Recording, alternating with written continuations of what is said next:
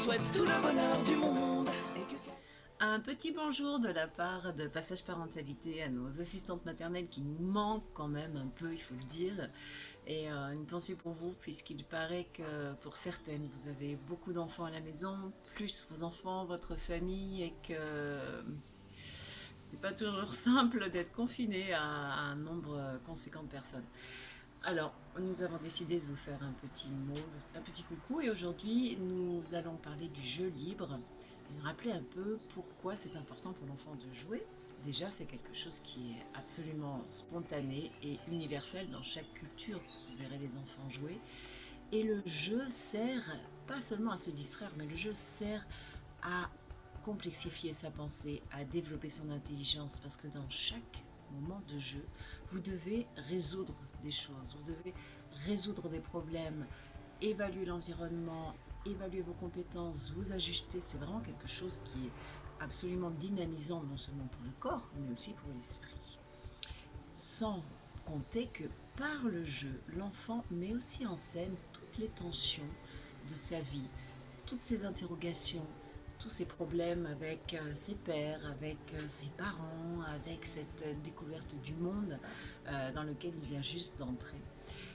Donc c'est vraiment un moment important, et dans ces temps de confinement, il est vraiment essentiel que l'enfant puisse retrouver son intériorité aussi et se distancier un petit peu de cette dépendance aux parents, qui parfois est amplifiée pendant le confinement, puisque l'enfant va être en surdemande du parent, parfois en surexcitation de cette proximité parentale, cette proximité fraternelle.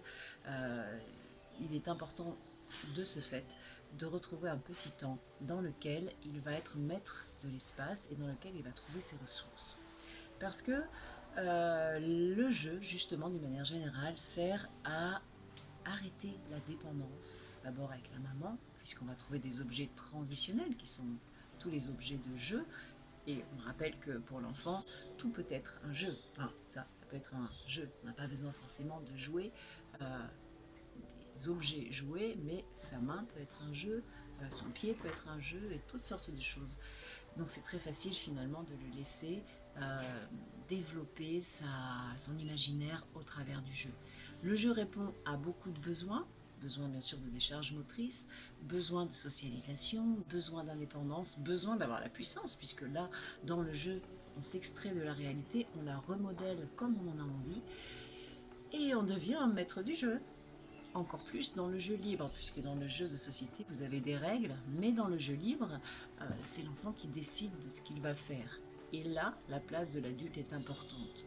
Parfois, les assistantes maternelles, les parents ont l'impression que être à côté de l'enfant mais ne pas jouer avec, c'est être un peu défaillant. Alors que pas du tout. En fait, si l'enfant sent que vous êtes à côté, que vous êtes présente, mais que vous le regardez jouer, ça lui laisse son espace. Ça évite les intrusions, il peut faire vraiment ce qu'il a envie de faire, et surtout, il devient plus indépendant, et surtout, il développe encore plus son imaginaire et s'essaye dans davantage de rôles. Voilà, je ne vais pas faire trop long parce que je sais que c'est très pénible d'écouter les vidéos pendant longtemps. À la suite de cette vidéo, vous aurez une vidéo de Sandrine et une vidéo de Marion qui vous montreront des choses plus détaillées, un petit peu moins théoriques. Mais moi j'adore la théorie, vous savez bien que c'est mon dada.